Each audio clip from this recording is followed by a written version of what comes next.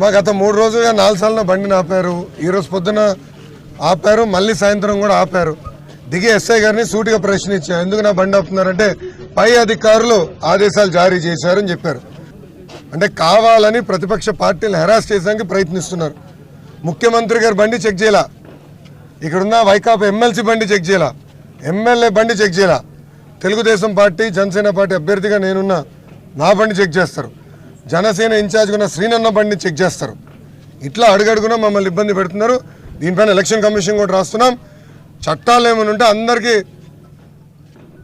ఒకటే చట్టం ఉండాలి, అదే అమలు చేయాలి తప్ప ప్రతిపక్షాలకు ఒకటి అధికార పార్టీ చేస్తాం కరెక్ట్ కాదు. అధికారులు ఎవరైతే ఇట్లా చట్టాన్ని ఉల్లంఘించి మమ్మల్ని ఇబ్బంది పెట్టారో వాళ్ళపైన ముఖ్యమంత్రి గారి బండి చెక్ చేశారా, ఎమ్మెల్యే గారి బండి చెక్ చేశారా, ఎమ్మెల్సీ గారి బండి చెక్ చేశారా? నేను అడుగుతున్నా. 3 రోజుల్లో 4 సార్లు ఏనాడు నా బండి చెక్ చేయలేదు స్వామి. రోజు తిరిగేవాడినే కదా. కావాలని నన్ను ఆపి ఎన్నిసార్లు చెక్ చేస్తారు? ఒకే రోజు 2 సార్లు చెక్ చేస్తారా? ఇప్పటికి ఉదయం సాయంత్రం.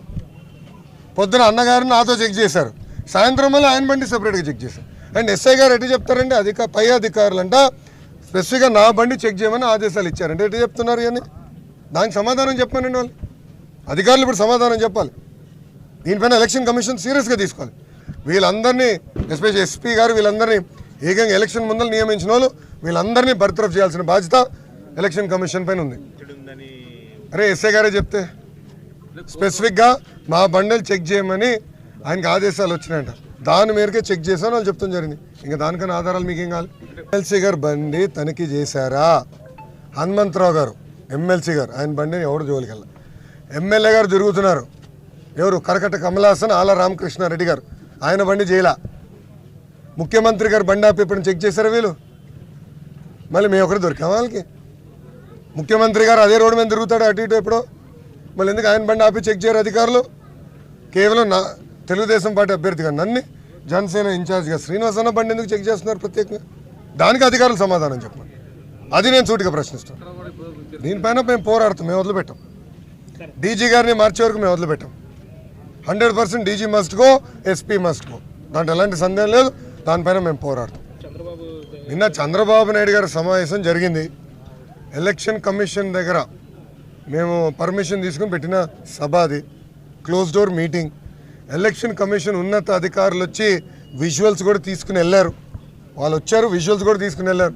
కానీ అక్కడ ఇంటెలిజెన్స్ ఆఫీసర్ వస్తారు, అతనికి ఏం పని అండి? పొలిటికల్ ఇంటెలిజెన్స్ ఆఫీసర్కి ఏం పని?